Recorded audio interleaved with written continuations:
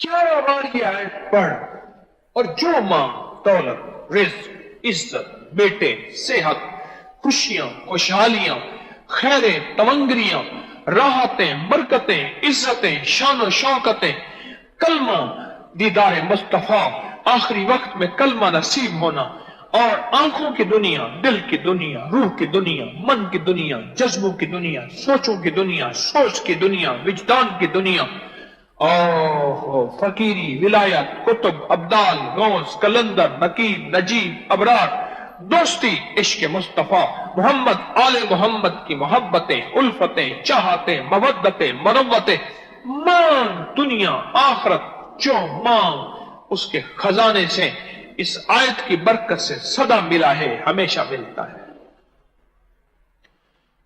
وہ تو خاص قبولیت کی گھڑی ہے، تو اس وقت مانگ ہی ملتا ہے، جس پل چاہ یہ آیت پڑھ اور اللہ سے عرض کر کے مولا یہ عطا کرتے ہیں، اللہ دیتا ہے۔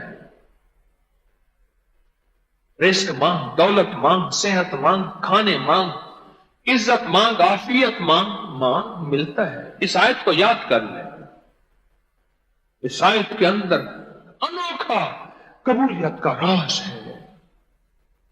کیا خیال ہے، ملتا نہیں؟ اچھا ملتا، ہر پل میں رمضان، تو پھر تو رمضان تو رمضان ہے۔ یہ آیت تو اس رات کے جس حصے میں، دن کے جس لمحے میں پڑھ اور پڑھ کے اللہ کے حوالے کر دے اس کو ملتا ہے۔ وہ تیری کیفیت پہ ہے۔ تیرا جذبہ اگر وجدان کا ہے تجھے جلدی ملے گا، تیرے جذبے میں ٹھنڈک ہے دیر سے ملے گا، وہ تو تیری کیفیت پہ ہے، وہ تو تیرے اندر کے وجدان اور ساز اور سوز پہ، درد پہ ہے، کڑھن پہ ہے۔ مائدۃ من السماء تکون لنا عیدا،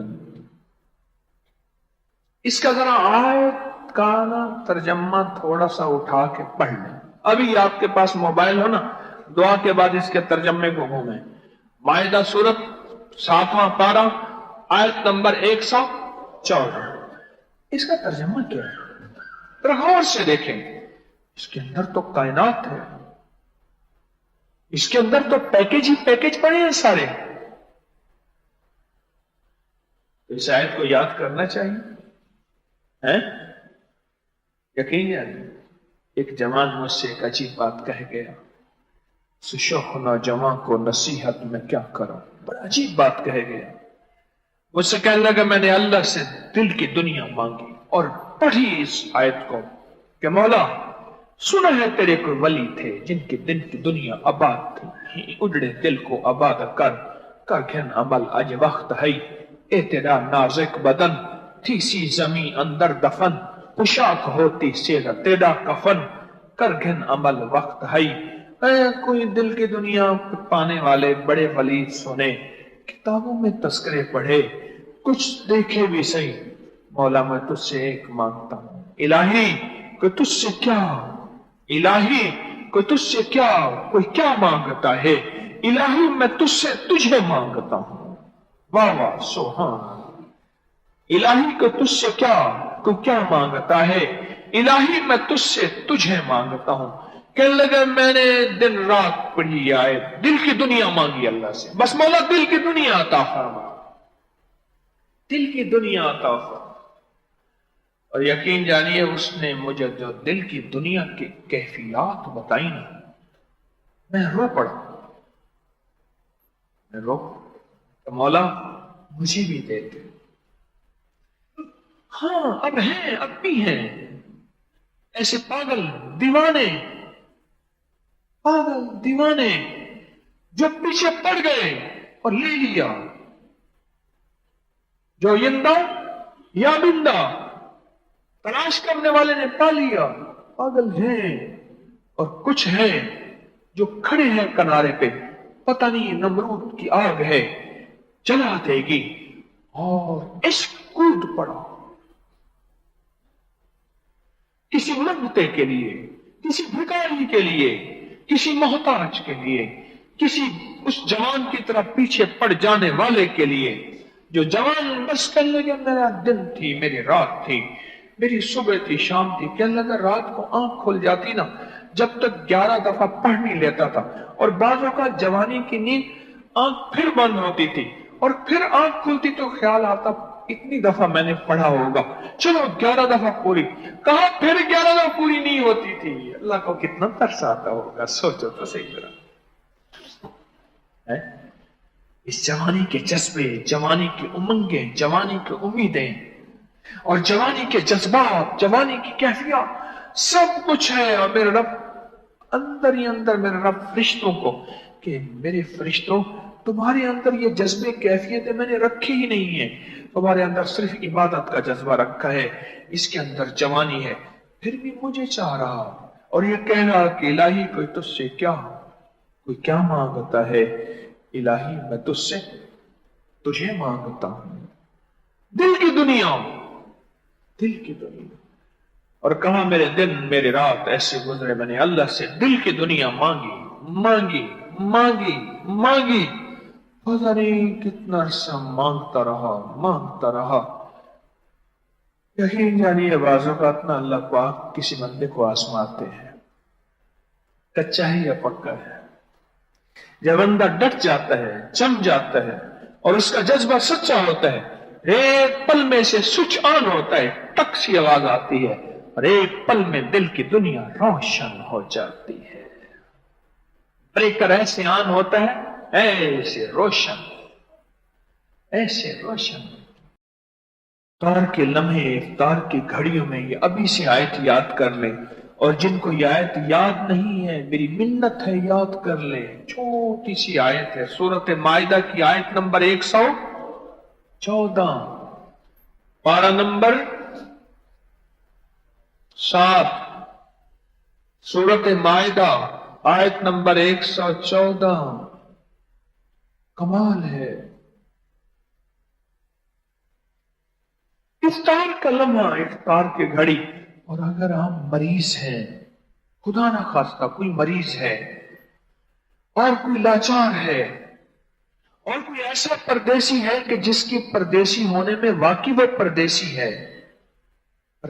ہے، تو پھر وہ ایک اور کام کر لے، وہ اس آیت کو پھر بھی نہ چھوڑے اور کہے مولا میں پردیسی مسافر ہوں، میری مجبوری ہے، تو واقعی میری مجبوری سچی ہے، خود مجبوری نہ بنا لے، میری مجبوری سچی ہے، اے اللہ میں اس آیت کو پڑھ رہا، جو قبولیت روزے داروں کو دے وہ مجھے بھی دے، جو محبوبیت روزے داروں کی قبولیت میں ہے وہ مجھے بھی عطا فرما۔ دیتا ہے، کریم ہے، کریم ہے، دیتا ہے، عطا کرتا ہے، شفقتوں کے، راحتوں کے، رحمتوں کے، محبوبیت اور قبولیت کے دروازے کھولتا ہے۔ کیا ہے بار اس آیت کو سحری کے وقت کیوں پڑھیں؟ تہجد کا وقت ہے، خاص قبولیت کا وقت ہے، بڑے بڑے کوئی راز و نیاز کر رہا، اور افطاری کے وقت کیوں پڑھیں؟ اس وقت روزے دار کی مزدوری کے ملنے کا وقت ہے۔ یہ آیت یاد کریں، اس آیت کے اندر بڑی طاقت ہے، اس آیت کے اندر بڑی تاثیر ہے۔ تو بات چل رہی تھی، اس آیت کو یاد کریں گے۔ کون سی آیت؟ اللہم ربنا انزل علینا مائدۃ من السماء، مولا مائدہ دسترخوان بھیج آسمان سے۔ اچھا میں اس دن بیٹھا یہ آیت پڑھ رہا تھا اپنی کسی مقصد کے لیے، تو اللہ سے میں نے لینا تھا، اچانک پڑھتے پڑھتے میں چپ ہو گیا، میں نے کہا تو یہ مانگ رہا، اللہ دسترخوان دیتا ہے، اور دسترخوان میں تو ایک چیز ہوتی نہیں، دسترخوان سے مراد کیا ہے؟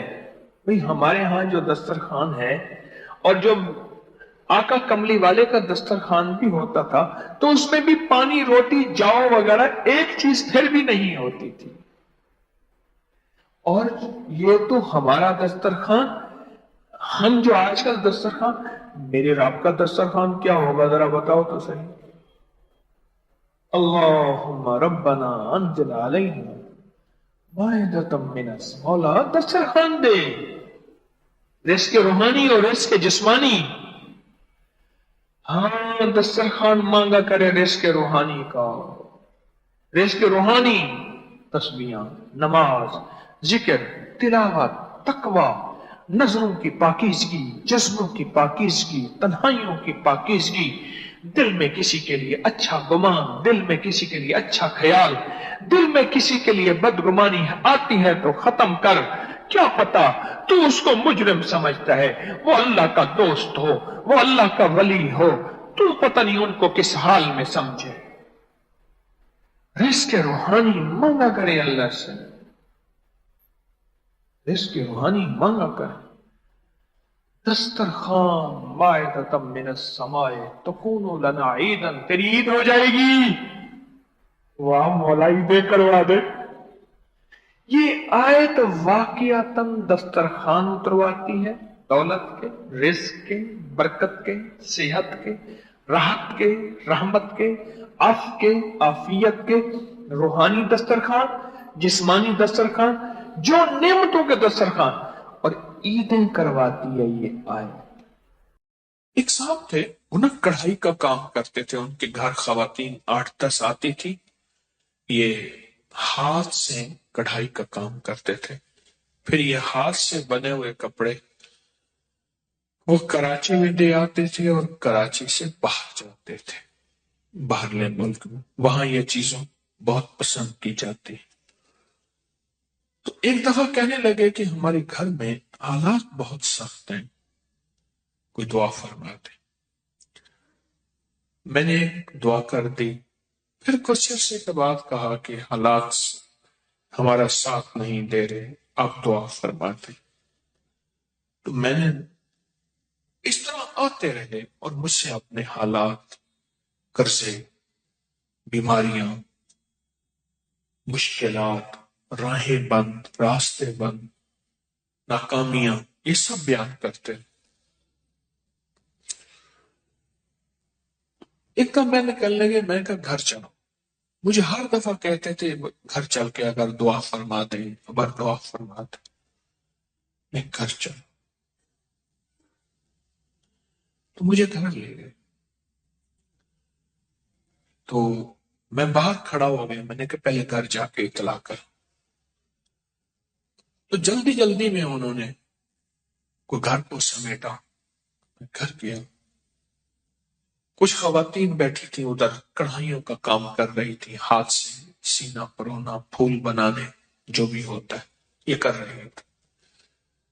और घर में एक वीरानी थी और घर में एक वहशत थी, और एहसास हो रहा था कि शायद ये घर वालों को रोटी कैसे मिलती है, इनकी गुर्बत और फक्र और तंगदस्ती कैसे, खाना कैसे मिलता, खाना कैसे मिलता। तो मैंने उनसे हाल हवाल पूछे, तो उनसे कहा जी कारोबार हमारे पास बहुत है, काम बहुत है, हम जाते हैं कराची में, बड़े बड़े ताजर हमें बुलाते हैं, पैसे पेशी देते हैं और हमें कहते हैं माल हमें दें, वो कहते हैं हमें दें, हमें बढ़ा चढ़ा के कीमत देते हैं, तो घर में कुछ नहीं बचता। और ये जो खवातीन आती हैं ये ले जाती हैं, ये रोज बरोज मालदार होती जा रही हैं, और हम जो इतना बड़ा कारोबार करते हैं, हम रोज बरोज मकरूज, फकीर, मंगते और तंगदस्त होते जा रहे हैं। तो कहने लगे हम क्या करें, हमारे ऊपर मसाइल, परेशानियां। हमारे किसी ने कहा कि जादू है, फिर हमने उसके लिए ये अमल किया, उसने इतने पैसे लिए। किसने कहा जिन्नात हैं, किसने कहा काली चीजें हैं, कोई इतना आया। उन्होंने मुझे एक लंबे चौड़े वाकया सुनाए जिसमें जरा सारा खर्चा ही खर्चा था, खर्चा ही खर्चा था। कभी खर्चा किस नाम से, कभी खर्चा किस नाम से, कभी किस नाम से, सारा खर्चा ही खर्चा था।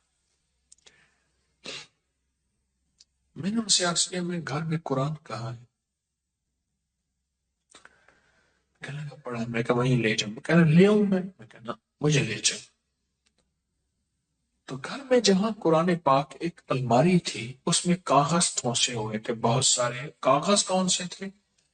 یہ بچوں کی کاپیاں نہیں ہوتی، بچوں کی کاپیاں جس میں یہ ہوم ورک کرتے ہیں بچے، کاپیاں ہوتے ہیں ان میں لکھتے ہیں، ان کے کاغذ اور پرانے کوئی قاعدے ہوتے ہیں، الف انار والا قاعدہ، یہ چھوٹے چھوٹے اے بی سی والے قاعدے، ان کے ہاں بچے بھی پڑھتے تھے، وہ بچے بھی پڑھا کے ان سے فیس لے کے گزارا کرتے تھے۔ تو وہ سارے ٹھونسے ہوئے تھے، ان کے نیچے سے میں نے قرآن پاک نکالا، میں نے کہا اور ہے؟ کہا نہیں۔ اس پہ غلاف لپٹا ہوا تھا اور اس میں دھول تھی، مٹی تھی۔ میں نے نکالا قرآن پاک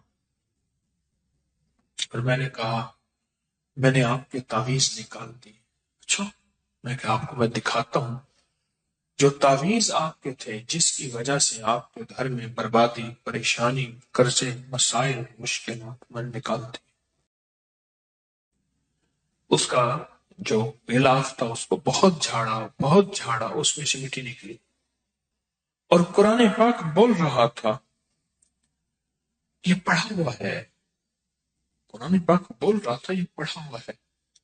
قرآن کے ورق بولتے ہیں ہم پڑھے ہوئے ہیں، یہ پڑھا ہوا ہے لیکن چھوٹ گیا، اس کا پڑھنا چھوٹ گیا، اس کا پڑھنا چھوٹ گیا، یہ پڑھا ہوا ہے لیکن اس کا پڑھنا چھوٹ گیا۔ میں نے کہا یہ قرآن کون پڑھتا تھا؟ کہا ہماری دادی زندہ تھی وہ پڑھتی تھی۔ کتنے سال ہو گئے؟ مجھے یاد نہیں، کوئی 12-13 سال، کتنے سال ہو گئے؟ اور میں نے کہا زوال کرا اتنے سال سے، کرا بس ان کی دعائیں تھی، برکتیں تھیں۔ میں نے کہا ان کی دعائیں برکتوں کا یقین ہے مجھے، یقیناً تھی، لیکن ان کی دعاؤں اور برکتوں میں اس قرآن کا ساتھ تھا، اس قرآن کا ساتھ تھا۔ اور یہ قرآن وہ پڑھتی تھی، کہنے لگے آپ کی بات ٹھیک ہے، یہ قرآن تھا جس کی دعائیں، جس کی برکتوں سے عرشوں سے فیصلے ہوتے تھے۔ دادی گئی، قرآن لپیٹا، رکھ دیا، اور گھر کے اندر کوئی قرآن کو اٹھانے والا نہیں، کوئی قرآن کو پڑھنے والا نہیں۔ اس نے کیا کیا؟ اس نے قرآن پڑھنا شروع کر دی۔ ان سب نے پڑھنا شروع کر دی۔ کچھ عرصے کے بعد مجھ سے کہنے لگے ہمارے حالات بہتر ہو رہے ہیں، حالات بہتر ہو رہے ہیں۔ پھر ان کا کاروبار اتنا بڑھا کہ خود جا کے کراچی بیٹھ گئے، یہاں سے مال بنتا تھا اور مال بنا کے کراچی میں خود وہ لیتے تھے اور خود باہر بھیجنا شروع ہو گئے۔ مجھے آج کل کا پتہ یوں ہے، بہت سالوں پرانی بات ہے، آج کل کا پتہ یوں ہے کہ کراچی میں ایک بہت اچھے ایریے میں ان کا بہت بڑا گھر ہے، اور مجھے کئی دفعہ پیغام ملا جب آئیں ہمارے پاس ضرور آئیں، یہ آپ کا لگایا ہوا پودا ہے، ہم تو مٹ چکے تھے۔ اور میں نے کہا سچ پوچھیں، قسم اس ذات کی جس کے قبضے میں میری جان ہے، یہ قرآن کا لگایا ہوا پودا ہے، قرآن کا لگایا ہوا پودا کی بددعائیں ختم ہو گئی، قرآن کی آئیں ختم ہو گئی۔ ہاں، انہوں نے کوئی نہیں چھوڑا تھا، تعویذ کوئی نہیں، عمل کوئی نہیں۔ میں تعویذوں کو مانتا ہوں، میں عمل کو مانتا ہوں، لیکن یہ بتا دوں کہ کوئی بڑے سے بڑا تعویذ قرآن سے بڑھ کے طاقتور ہو سکتا ہے؟ کوئی بڑے سے بڑا تعویذ قرآن سے طاقتور نہیں ہو سکتا۔